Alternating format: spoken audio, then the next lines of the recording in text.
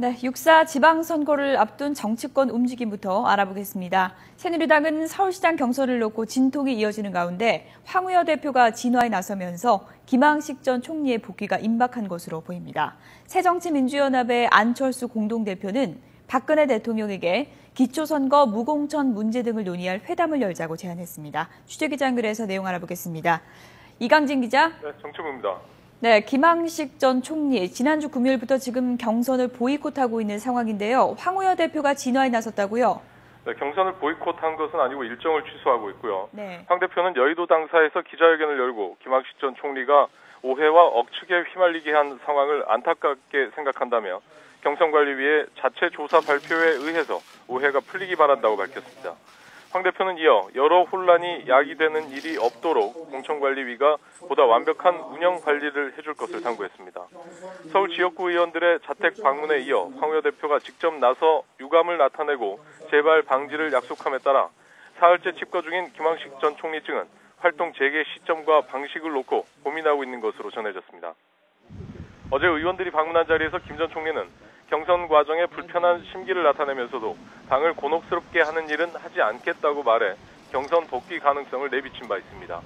김 전 총리는 이와 관련해 오후 2시에 여의도 선거 캠프 사무실에서 기자회견을 열고 입장을 밝힐 예정입니다.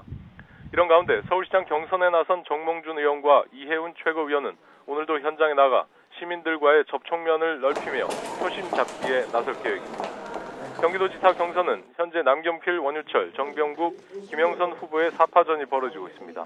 새누리당은 이번 주말 정밀 여론조사를 실시해 양자 구도로 추가 압축할지 검토하기로 했지만 우열을 가리기 힘들고 후보들의 반발이 만만치 않은 상황입니다.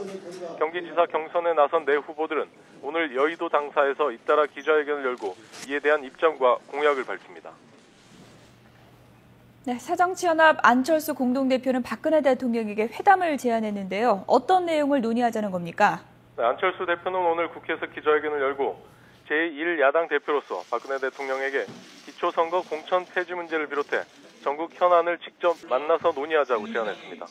안 대표는 박 대통령이 지난 대선에서 내세운 기초선거 무공천 약속은 원래 잘못된 것인지, 그렇지 않으면 지키고 싶지만 새누리당에 반대하는 것인지 입장을 밝혀야 한다고 촉구했습니다. 안 대표는 새누리당에 대해서도 야당이 반사 이익을 얻으려 한다는 억지 주장을 펴는 것은 청산해야 할 정치 행태라고 비판하며 책임 있는 자세를 보여줄 것을 요청했습니다. 새정치민주연합은 지방선거 후보자 추천을 위한 중앙당 공직선거 후보자 추천관리위원회를 구성해 오늘 오후 첫 회의를 엽니다. 공천위는 광역단체장 등의 후보 공모기관과 경선 방식 등을 논의하고 이르면 이번 주부터 후보자 공모에 들어갈 계획입니다.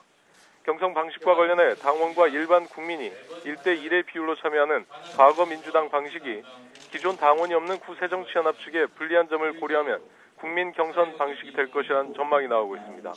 이 과정에서 선거인단 구성 규모와 비율 등을 놓고 구 민주당 세력과 구 새정치연합 사이에 치열한 신경전이 예상됩니다. 특히 광역단체장 선거에서 전략 공천을 할지 여부와 시도당 위원장 자리를 놓고 양측의 갈등이 빚어질 가능성을 배제할 수 없습니다. 지금까지 국회에서 YTN 이강진입니다.